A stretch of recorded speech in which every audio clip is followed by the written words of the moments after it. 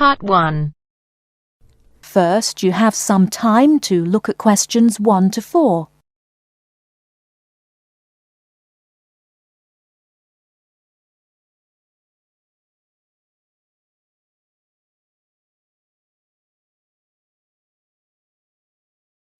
Now we shall begin. You should answer the questions as you listen, because you will not hear the recording a second time. Listen carefully and answer questions 1 to 4. Global Bicycle Tours, may I help you? Yes, thank you. I'd like to sign up for a bicycle tour. Which tour were you interested in? We have the River Valley Tour coming up in June and the Mountain Tour in July. The River Valley tour is in June. I thought it was in May. It actually takes place the first week of June. Oh, I see. Well, I can still do that. The River Valley tour is the one I want. Splendid. Just let me take your information. May I have your name, please? Carla Schmidt. That's Carla with a K, not a C. K-A-R-L-A. Thank you, Ms. Schmidt. Address? Do you need a street address, or can I give you my post office box? A post office box is fine. It's P.O. Box 257, Manchester. Thank you. Okay, next. Will you be bringing your own bicycle, or do you want to rent one from us? I'll bring my own. Excellent. Now, we provide all the meals, so we need to know if you have any dietary restrictions. I don't think so. What do you mean? I mean, if there's any food you can't eat. Some people have food allergies or are vegetarian or have to avoid dairy products, things like that. Oh, I see. Well, yes, I'm a vegetarian. I never eat meat.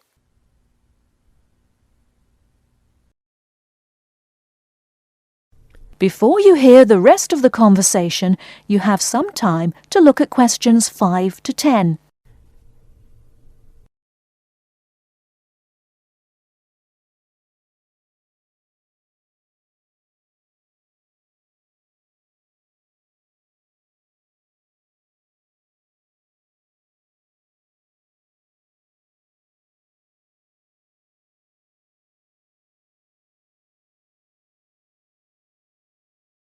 Now listen and answer questions 5 to 10.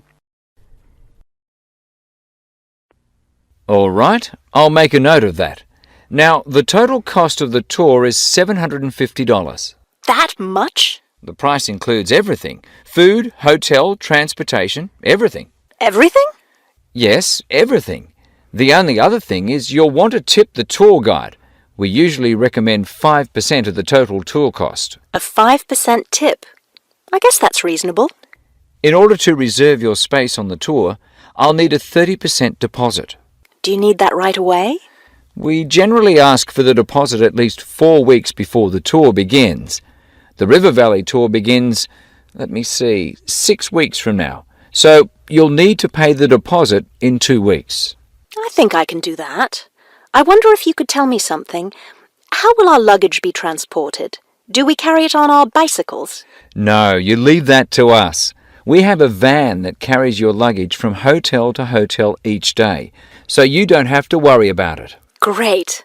I have a luggage rack for my bike, but I guess I won't have to bring that. No, you won't.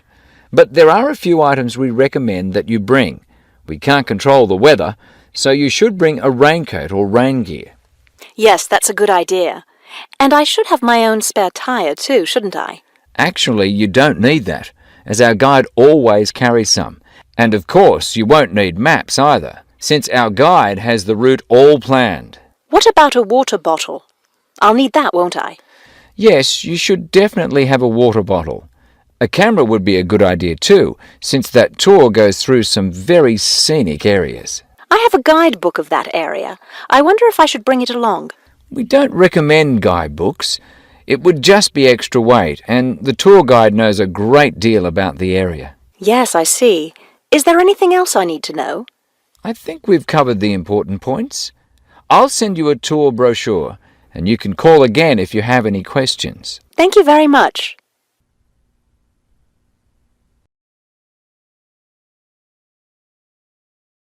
That is the end of part 1. You now have half a minute to check your answers.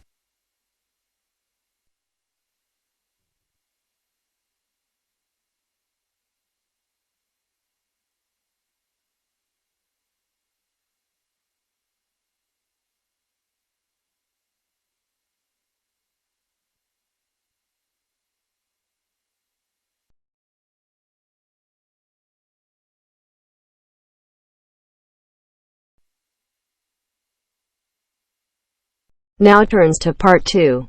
Part 2. You will hear the director of a new arts centre speaking to a group of local people who have come to hear what the new arts centre will be offering. First, you have some time to look at questions 11 to 15.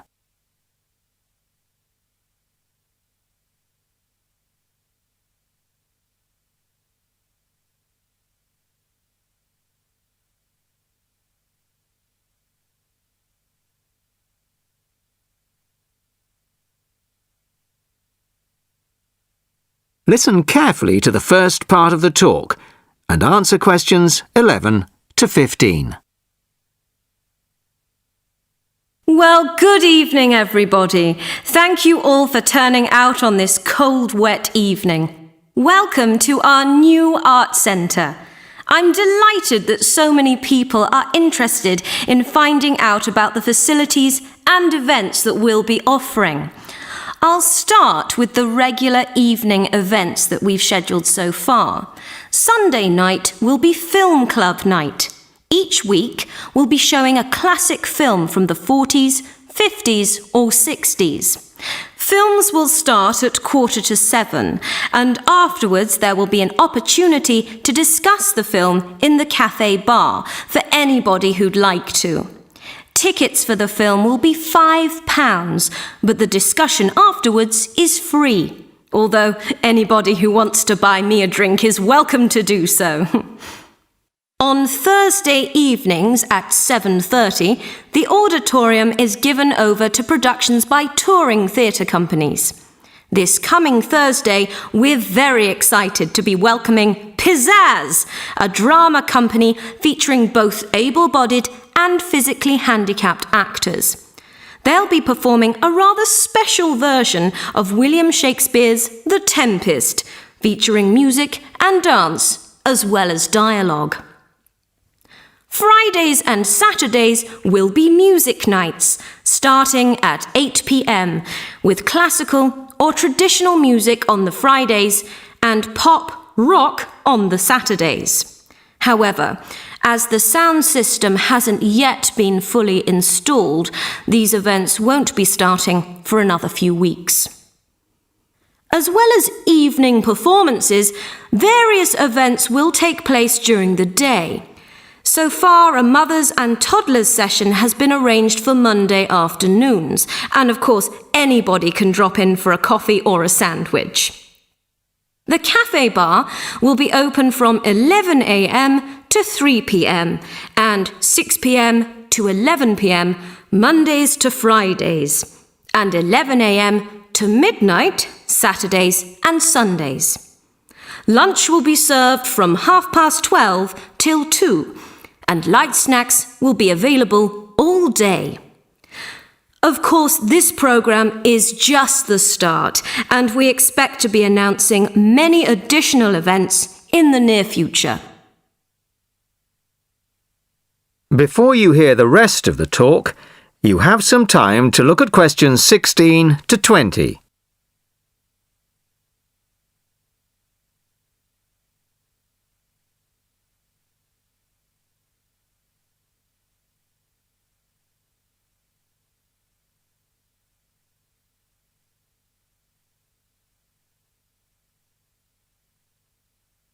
Now listen and answer questions 16 to 20. Now I'd like to take this opportunity to tell you about becoming a member. Membership benefits include reduced price tickets, priority bookings, and a monthly newsletter, which will feature the latest details of forthcoming events, plus details of other arts events in the local area. The cost of membership is just £15 a year, which I think is very reasonable. To get a membership card, you'll need to provide us with a passport-sized photo, plus payment, of course, by cash or cheque. We can't accept credit cards, I'm afraid, at least not for the moment. We hope to have credit card payment facilities available in the not-too-distant future. Then, when you want to buy reduced price tickets, you simply show your card at the box office or quote your membership number if you're making a telephone booking. Generally, a membership card will save around 20% on the full ticket price, so it really is very good value. Now we come to the most important part, your suggestions. It's your art centre, so we want to hear what you'd like to see.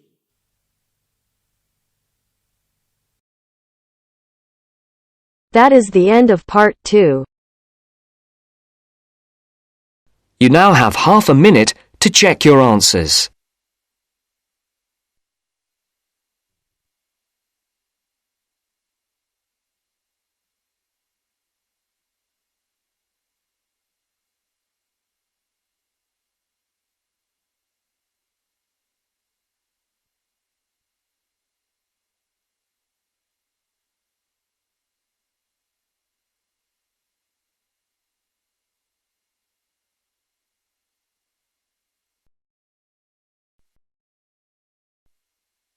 Now turns to part 3. Part 3. You are going to hear part of a lecture on some useful information for your travelling around Britain. Listen to the lecture and complete the notes below. First, you have some time to look at questions 21 to 25.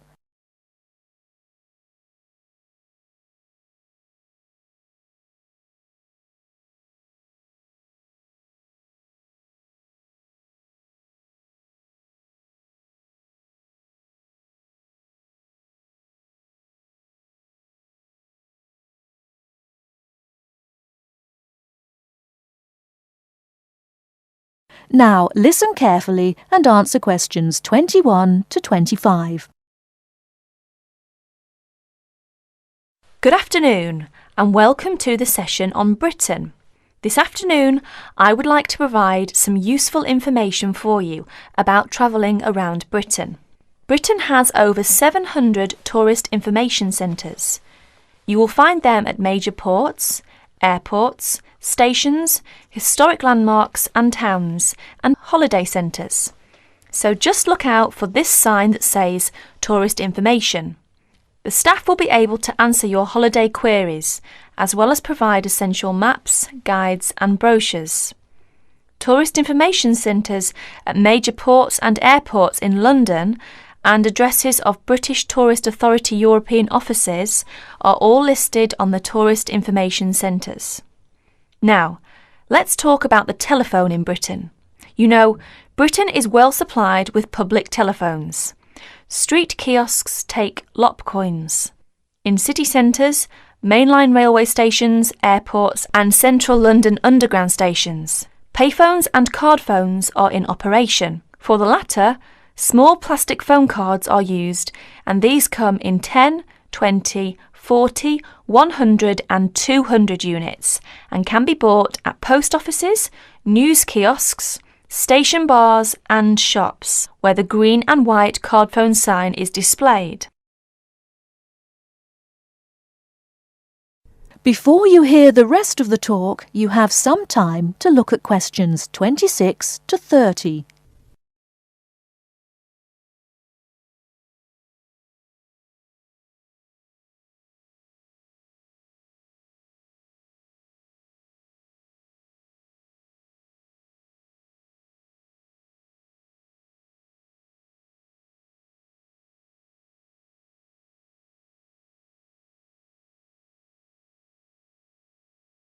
Now listen and answer questions 26 to 30. When using the different public telephone systems, make sure you read the dialling instructions carefully. Now let's see the banks in Britain. There are 24-hour banks at London's two main airports. One is Heathrow and the other is Gatwick. Otherwise, banks are normally open from 9:30 to 3:30, Monday to Friday. Barclays Bank and National Westminster Bank offer a Saturday morning service at some of their branches. National Gyro Banks has 42 bureaux de change located in post offices throughout the country in main tourist areas. Opening hours are 9 to 5:30 weekdays, 9 to 12:30 Saturday mornings. One exception to this is the Trafalgar Square office, whose opening hours are 8 to 8 weekdays and Saturdays, and 10 to 5 on Sundays. The Bureau de Change services are available to overseas visitors. Visitors can change their money there. You can also change money at Bureau de Change, large hotels, department stores and travel agents. Be sure to check in advance the rate of exchange and the commission charged, as these vary considerably. Wherever possible, you are advised to use the bank or Bureau de Change, which conforms to the BTA Code of Conduct. In most cases, this is indicated by display of the code. That is the end of part 3. You now have half a minute to check your answers.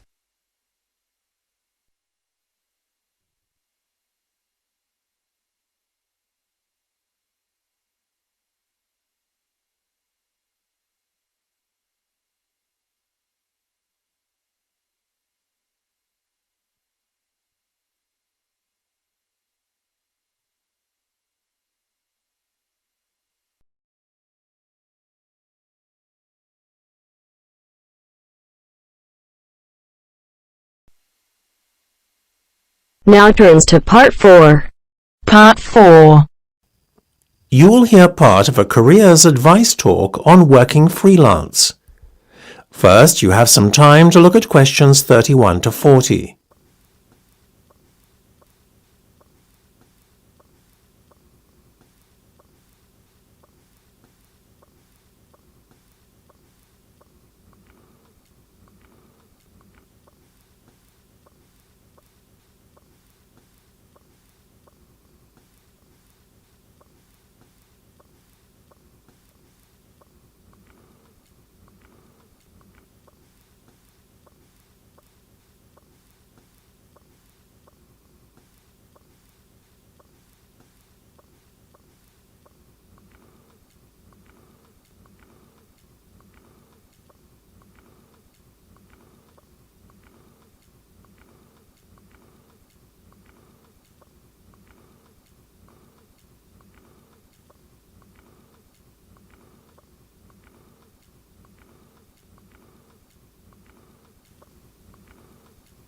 Now listen carefully and answer questions 31 to 40. Working for an employer in a 9-to-5 job has long been the accepted norm. However, this could soon be set to change. A rising level of unemployment, combined with a sense of disillusionment amongst employees with their workaday lives, is at the root of this modern-day revolution in the workplace. Now, there is a growing trend amongst people of all ages and from all walks of life to opt for freelance work rather than working for an employer. It sounds a risky option and a potentially stressful one, but on the whole, the benefits of freelancing seem to vastly outweigh those of working for someone else. In fact, recent research has shown that those who quit their jobs to work for themselves are the country's happiest and most productive workers. A study conducted by Dr. Jonathan Sapsed from Brighton University's Business School, in conjunction with the Arts and Humanities Research Council, looked at a total of 304 freelancers who were pursuing a range of professions in southern England. They found that, far from struggling to get by, many were not only doing well, but excelling in their new professions. So, what are the advantages of freelancing? Well, there are many. One of the most obvious benefits is not having to be answerable to a boss and having to face criticism or unfair demands. In addition, not being based in an office or shared workplace with competitive or difficult colleagues is another bonus. But what is probably the most attractive pull of working freelance is the freedom to determine your own work schedule. You are no longer at the mercy of a timetable dictated to you by your employer. If you have family commitments, these can easily be fitted around your working hours. Furthermore, if you have an off day one day, it's easy to make up time another day without having to face your employer's wrath when you are being less productive than usual. Those who work in creative and digital industries stand to benefit most from working freelance. In these fields, workers are at liberty to choose their ideal working location, as they are not restricted to working in a set place. It really is an ideal lifestyle that many would aspire to if they were more aware of the options available to them. Lastly, to add to an already convincing list of benefits from doing freelance work, there is the financial reward. Freelancers typically work a 38-hour week and earn a median wage of £43,000, well above the national average of £25,000, and are happier than other workers. It seems that people are now catching on to the myriad benefits that come with working as a freelancer. Currently, there are about 31 million people in work in Britain, and already 4.6 million are self-employed, thereby displaying the vitality of the freelance economy. In fact, so popular is freelancing becoming that it has even been suggested that the government needs to devise a new tax and other policies to support freelancers. Freelancing would seem to be the future of employment and the way forward. It is certainly well worth considering freelancing if you are doubtful about committing to working in a structured environment and would like more freedom and autonomy in your work. That is the end of part 4. You now have half a minute to check your answers.